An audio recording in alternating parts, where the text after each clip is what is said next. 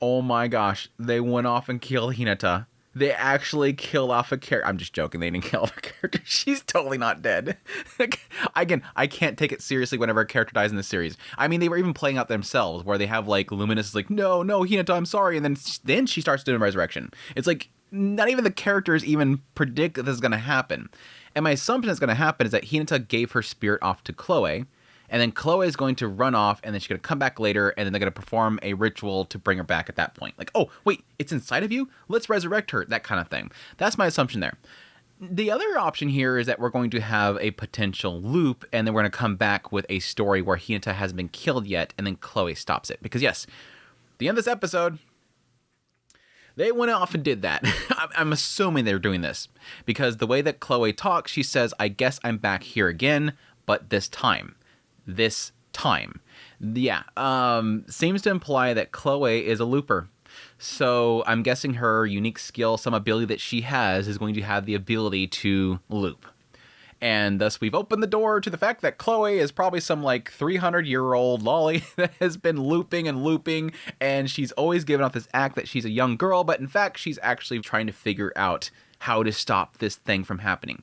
Now, she did sort of just walk into there, so it doesn't give me a sense here that Chloe at least has been repeating the same thing over and over again. It seems like how things played out, especially with this episode, Chloe had no clue what was going on. And typically with loopers, they're re-experiencing something and they're trying to find an alternate route away from disaster. Now, Chloe could have done that a long time ago, or maybe Rimuru himself has sort of caused a big fracture in the timeline, and thus everything right now is very new to Chloe. But right here, she seems like she's completely out of the loop. And then when it comes to this point where Hinata's dying, she's like, no, not right now. So I don't know. It could be that she's kind of just jumping around, and this is the first time she's ever repeated this particular one. Maybe it's other worlds that she's been to before. What we're implying here is that she's done this before, and she's going to be doing this loop again, and she's going to do something different. Now, again, the question mark is that is it going to be a case where Chloe is doing this re-loop over here, and then at some point she's going to come forward and just appear, I fixed it this time, all right, guys, let's do it, I'm super powerful? Or are we going to watch her story play out from the very beginning of the start of this loop, and then it's going to lead up to this point where she's going to undo Hinata dying, and then we'll continue the story from that point. I don't know. Based on the title of the next episode, that doesn't seem the case.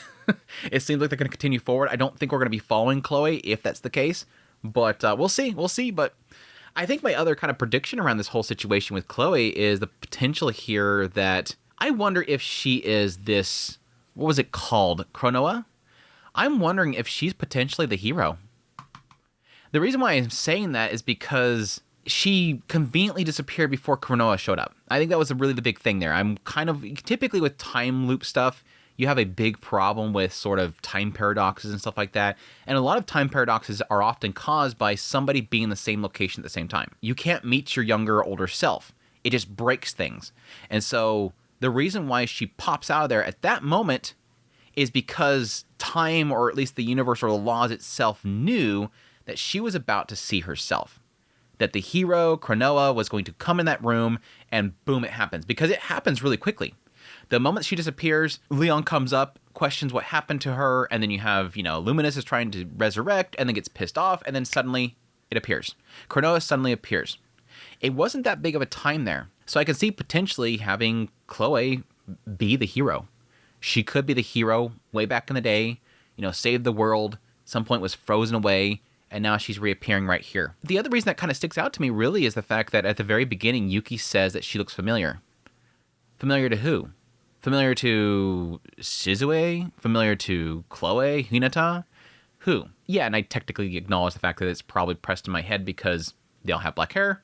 But I think specifically with Kronoa at the very end, she had blue eyes as well. And that is Chloe's eye color. So there's the other kind of thing that adds to it, but we'll see. We'll see if potentially this Kronoa could be, in fact, Chloe, and would Leon catch it? Would Leon catch it?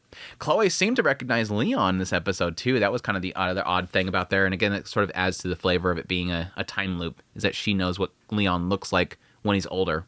Oh, it's Leon again. He's in this area at this time. That kind of thing. But yeah, wild episode. The implications here are pretty wild with Kronoa and Chloe and all that kind of stuff, but I'm just more happy with this episode because we finally had Yuki step forward. we're not going to keep this so like wishy-washy, do they know kind of thing. Yuki's he's come out of the shadow. He's out in the front lines. He's making it known that he is the enemy. Enemy not only to Rimuru, but enemy to Luminous, enemy to literally everybody in that room except for Granville. I think the bigger question mark that I have really is, how did Yuki gain control of Kronoa? The assumption here is going to be greed, but I don't know that Kronoa would have a greed. Now, it could be the hero doesn't have greed, but Kronoa, the Avatar of Destruction, does. Kronoa, the Avatar of Destruction, has this desire to do something, and Yuki, with the greed skill, is now controlling her. I can see that being the case. It's just, that's damn OP. Dude goes into, again, Luminous's little holy arc, manages to do something that even Granville couldn't do, which I would assume is going to probably be some sort of skill that he produced or something at the time that Luminous was able to use that allows him to be able to open that up. Again, probably has a skill to hide from Luminous, grabs her, goes out the door, again, recognizes her somehow, and at that point, awakens her, gives the greed into her, and is now controlling her. That's the only way that I can see him standing side by side with her as well. If this thing is, in fact, this Avatar of Destruction, again, this hero wanted herself sealed away.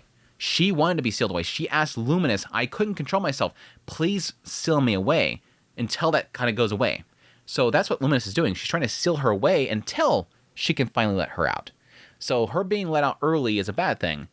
But now, I guess because of this greed ability, Yuki's able to control her. Because otherwise, if I was Yuki, I'd be out of there. It obviously seems like this chick is crazy powerful. I would be nowhere near her. Even Granville. I don't even know how Granville's standing side by side with her. All I can think of is that Granville doesn't know about the whole Avatar of Destruction thing. It seemed like he overheard, Luminous talk about it. But I would assume that Granville does not know that she's dangerous. Doesn't know about the Avatar of Destruction. And assumes that now that she's here, she'll save us because she's the hero. But I would probably get a hint very, very quickly based on, again, the aura that she's putting off and the fact that she's not walking in there and saying, oh, hey, everybody, let me save everybody. She's not talking like a hero. She's literally just this monster that just walks in the room. I don't understand Granville. I still to this day, I don't understand Granville. He's like the last statement they had in this episode is, Demon Lords, beings of evil, you will all die here. As he stands right next to the Avatar of Destruction that, as Luminous puts it, will bring about the end of the world. But I am the hero, and you guys are the bad guys. Watch me unleash this Avatar of Destruction that will destroy the world as I vanquish the enemies of humanity and destroy the world. It doesn't make... The only thing I can think of is that he knows that Yuki can control it, or again, that he doesn't know about the whole Avatar of Destruction thing, or he just wants it all to burn. I'm getting more and more of a sense that Granville just wants to see it all burn.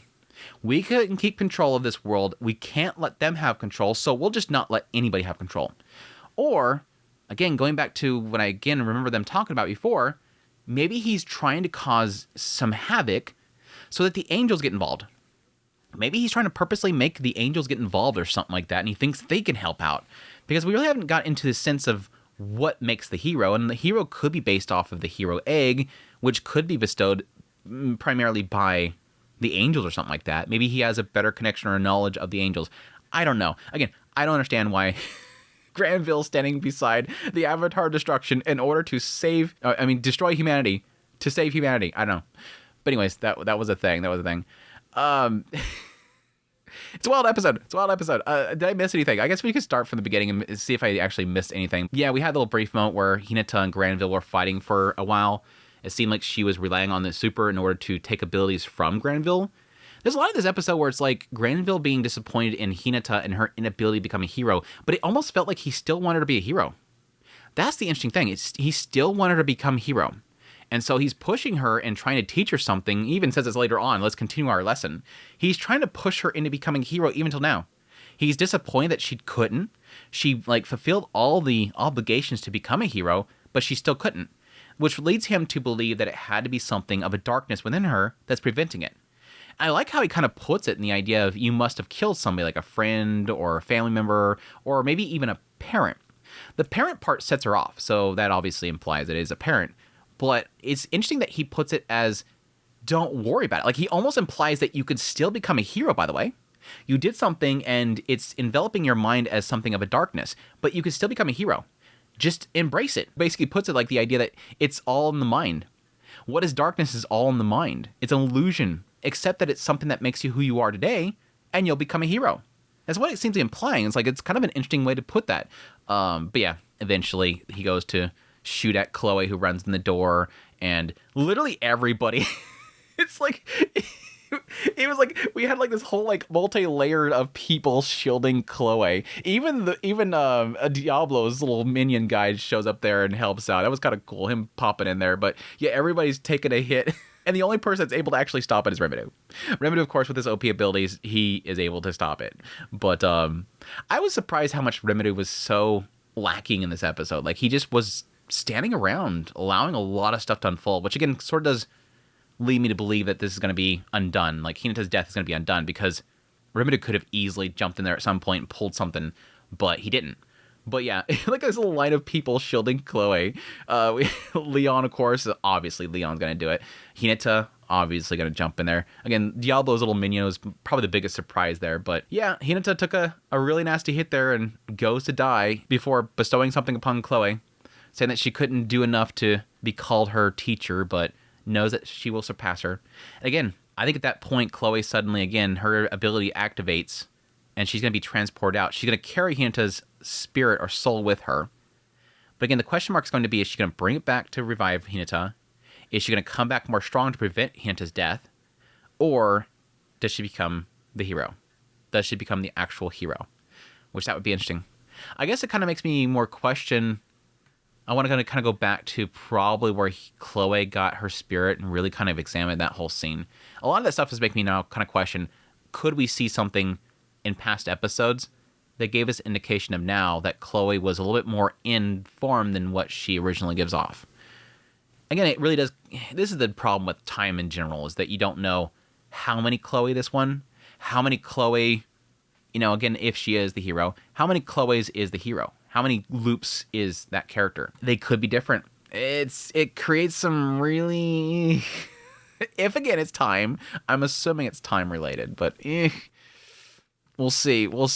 But yeah, Luminous getting pissed off. Damn, dude, she just loses it. I did forget to talk about earlier, but yeah, her fighting Maria, and at some point realizing that there's something else going on here, eventually realizing that the hero's gone, absolutely losing it, finally finishing off Maria. That was a sad part, because she really didn't like that, and it feels like when she goes up there and sees Granville, she's like, why would you do this kind of thing? Like, why would you desecrate the body of your loved one? It's like, what the hell's wrong with you?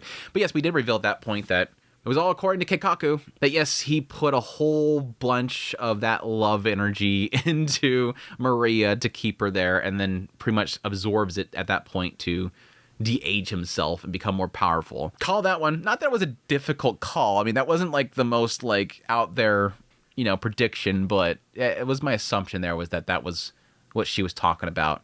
Why is he so old? Yeah, she's got it.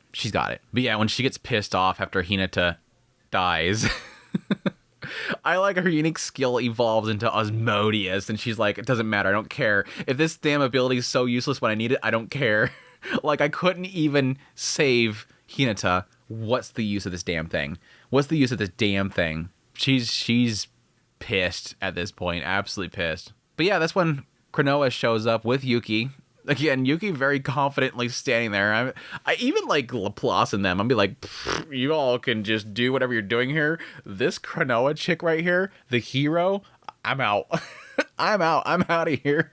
Oh, I'd be out of there so freaking fast. I would not be trusting that chick. She looks... It's interesting, because this is probably the first time we've had something that's come before, Rimuru that is something that should be strong. This is something that has, a power that's equal to, like, Beldora. This is the first time that we've actually had something come before Rimuru that could, I think, actually defeat him. So I'll be very interested to see how they kind of overcome this. Is it going to be like an all-out brawl that's going to happen for a while, and then eventually, again, if it's Chloe, they wake her up? Can potentially Luminous wake her up? I don't think so. I mean, I could see potentially at, like, the end of it, like, when, Luminous is about to fall, she's able to wake her up. But I don't know. It's probably the first time I have a big massive question mark. Again, not that I think that anybody can die, but we'll see. We have a lot of chess pieces on the battlefield right now. It's going to be very interesting how it plays out. And hopefully by the end of it, please God, Yuki dies. Can we please have Yuki die? That'd be great. That'd be great. Anyways, that's my thoughts on the episode. I know it's all over the damn place, but there's a lot to really kind of think about with this episode. I mean, it'd be great to find out that Chloe didn't actually time loop, and all my crazy prediction this episode is just like, what are you talking about, dude? Again, she said, but this time, so it makes me believe it's time related, but we'll see. Anyways, that's my thoughts on the episode. Hope you guys enjoyed this video. As always, if you did, hit the like button down below. Until next time, y'all take care.